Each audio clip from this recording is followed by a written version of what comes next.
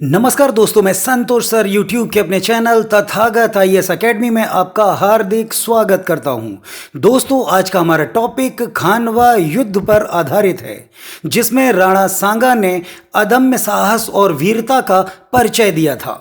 तो अपना वीडियो शुरू करते हैं।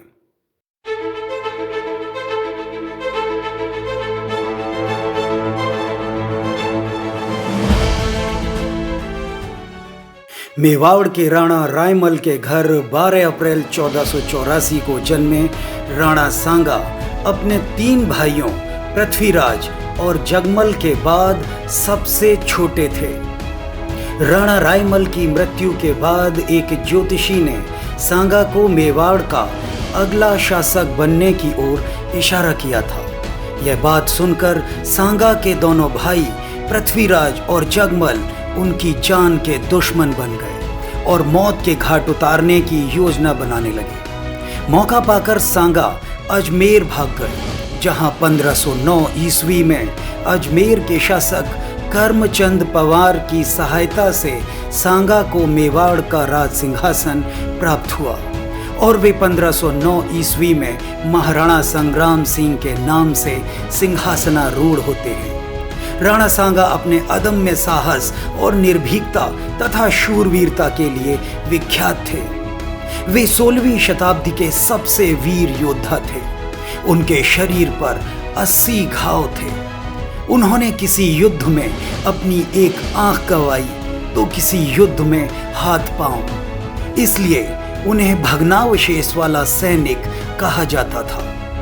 इन्होंने 1517 ईस्वी में दिल्ली के इब्राहिम लोदी को खतौली के युद्ध में परास्त किया था। अपनी हार से बौखलाए इब्राहिम लोदी ने 1518 में बाड़ी के पास धौलपुर में अपने सेनापति मियां माखन को जंग लड़ने के लिए भेजा, जिसे सांगा ने बयाना तक खदेड़ दिया तथा सीकरी तक के क्षेत्र पर अपना कब्जा जमा लिया।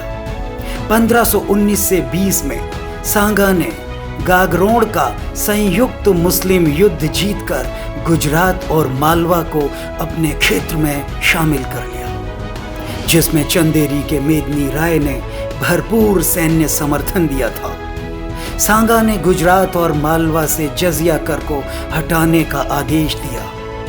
1527 ईस्वी में खानवा के युद्ध से पूर्व ही बयाना के युद्ध में राणा सांगा ने बाबर की सेना को बुरी तरह परास्त कर उनसे बयाना का दुर्ग छीन लिया। अपने सैनिकों की दुर्दशा देखकर बाबर भयभीत हो गया। उसके सैनिक जानबूझकर मौत को गले लगाने के पक्ष में बिल्कुल भी नहीं थे। वे अपने मुल्क वापस जाना चाहते थे। बाबर को दिल्ली पर आक्रमण करने के लिए पंजाब के सूबेदार दौलत खां लोधी और आलम खां ने आमंत्रित किया था। पानीपत की जंग जीतने के बाद भी जब बाबर अपने मुल्क वापस नहीं लौटा तो संग्राम सिंह ने राजपूतों का एक संघ बनाया, जिसमें लगभग 1 लाख सेना थी, जिनमें महमूद लोधी, हसन खां मेवाती और सिलहादी राणा की तरफ से थे। विरोधियों की ताकत देखकर बाबर के वफादारों ने उसे काबुल वापस चलने का मशवरा दिया। वहीं जले पर नमक छिड़कने का काम ज्योतिषी मोहम्मद शरीफ ने किया। उसने जंग में बाबर की शिकस्त का ऐलान किया तो गुस्से से तमतमाए बाबर ने एक ही वार से उसका सिर धड़ से अलग कर दिया। 16 मार्च 1527 के दिन बाबर ने सीकरी के खनुआ नामक गांव में खेमे गाड़ दिए और अपनी सेना को संगठित और मानसिक रूप से मजबूत बनाने के लिए उसने घोड़े पर बैठकर तकरीर दी। उसने कहा, हम सिर पर कफन बांधकर दारुल हर्ब को दारुल इस्लाम में तब्दील करने निकले हैं। अल्लाह ने हमें ये बरकत बख्शी है। मैं कुरान पाक की कसम खाता हूँ कि शराब को हाथ तक नहीं लगाऊंगा। अगर तुम वापस लौटे तो कायर कहलाओगे और खुदा का कहर हम पर नाजिल होगा। अगर जंग लड़े तो हर हाल में तुम्हें तारीफें और मसर्रत हासिल होगी, और अगर जंग जीत गए तो हुकूमत मिलेगी और काफिरों के सर तुम्हारे कदमों से रौंदे जाएंगे।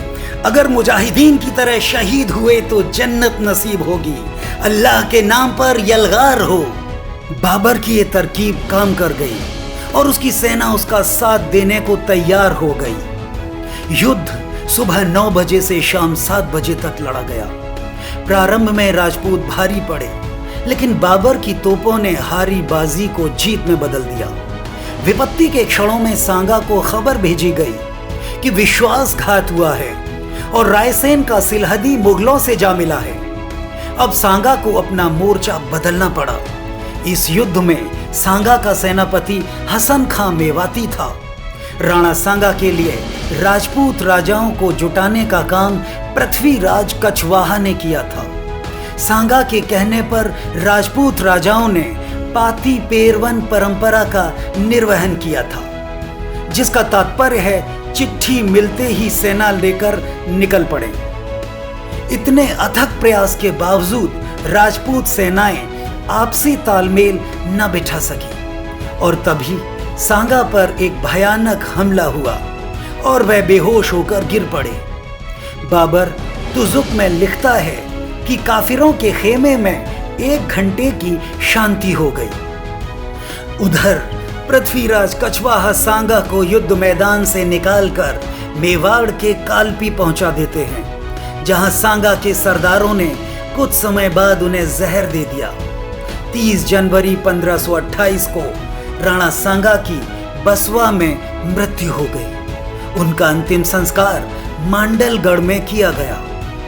बाबर ने तुजुक बाबरी में सांगा के बारे में लिखा, राणा सांगा ने तलवार के बल पर बहुत ज्यादा ताकत इकट्ठा कर ली थी।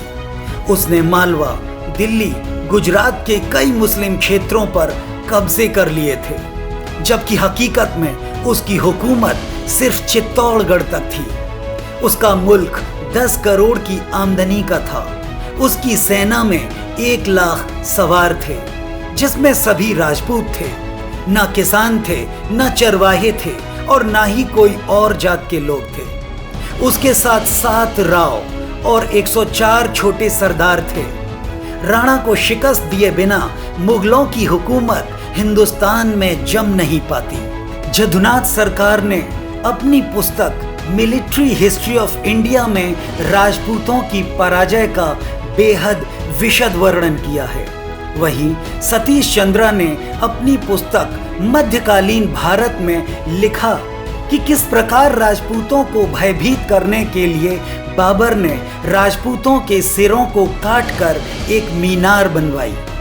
वहीं इतिहासकार केवी कृष्णराव अपनी पुस्तक प्रिपेयर और पेरिश में लिखते हैं कि किस प्रकार राणा सांगा को उसके ही वफादारों ने जहर देकर मार डाला था। और इतिहासकार प्रदीप बरुआ अपनी पुस्तक the state and war in south Asia में लिखते हैं कि बाबर की तोपों ने भारतीय युद्ध की पुरानी प्रवृत्तियों को समाप्त कर दिया। वहीं इतिहासकार डॉक्टर गोपीनाथ अपनी पुस्तक Mewar and the Mughal emperors में लिखते हैं कि बाबर और सांगा दोनों ही अपने अपने राजनीतिक हितों के लिए युद्ध लड़ रहे थे। दोनों के मन में धार्मिक भावनाएं रही होंगी, पर ये युद्ध का महत्वपूर्ण कारण बिल्कुल नहीं था। बाबर की जीत ने इतना स्पष्ट कर दिया था कि राजपूतों का उत्तर भारत में वर्चस्व जमाए रखना अब उतना आसान भी नहीं रहा। बहरहाल बयाना राजपुताने का प्रवेश द्वार था तथा सामरिक दृष्टि से महत्वपूर्ण भी था।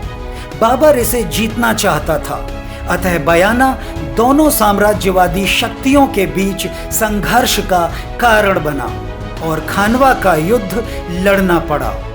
बाबर की जीत का प्रमुख कारण द्रुतगामी घुड़सवार सेना और तोपखाना तथा तुलुगमा रणनीति थी। ऐसी ही रोचक जानकारियों के लिए आप हमसे जुड़े रहें और हमारे चैनल को सब्सक्राइब कर लें। तो आज की वीडियो में सिर्फ इतना ही। मिलते हैं फिर किसी नए टॉपिक के साथ।